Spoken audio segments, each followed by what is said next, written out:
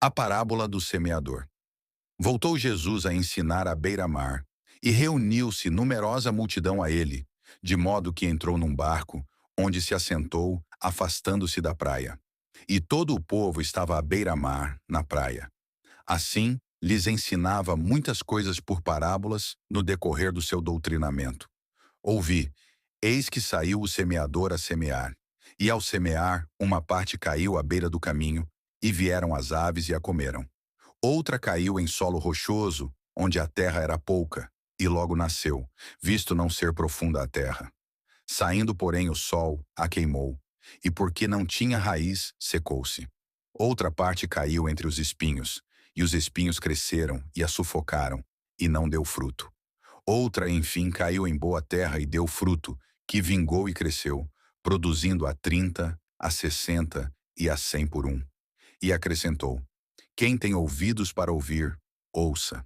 A explicação da parábola. Quando Jesus ficou só, os que estavam junto dele com os 12 o interrogaram a respeito das parábolas. Ele lhes respondeu: a vós outros vos é dado conhecer o mistério do reino de Deus, mas aos de fora, tudo se ensina por meio de parábolas, para que, vendo, vejam e não percebam, e ouvindo, ouçam e não entendam, para que não venham a converter-se e haja perdão para eles. Então lhes perguntou: não entendeis esta parábola e como compreendereis todas as parábolas? O semeador semeia a palavra. São estes os da beira do caminho, onde a palavra é semeada. E enquanto a ouvem, logo vem Satanás e tira a palavra semeada neles. Semelhantemente, são estes os semeados em solo rochoso, os quais, ouvindo a palavra, logo a recebem com alegria. Mas eles não têm raiz em si mesmos, sendo antes de pouca duração. Em lhes chegando a angústia ou a perseguição por causa da palavra, logo se escandalizam. Os outros, os semeados entre os espinhos, são os que ouvem a palavra, mas os cuidados do mundo, a fascinação da riqueza e as demais ambições, concorrendo, sufocam a palavra, ficando ela infrutífera.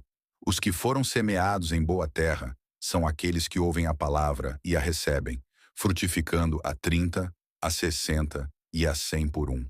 A parábola da candeia. Também lhes disse: vem porventura a candeia para ser posta debaixo do alqueire ou da cama. Não vem antes para ser colocada no velador, pois nada está oculto, senão para ser manifesto, e nada se faz escondido, senão para ser revelado.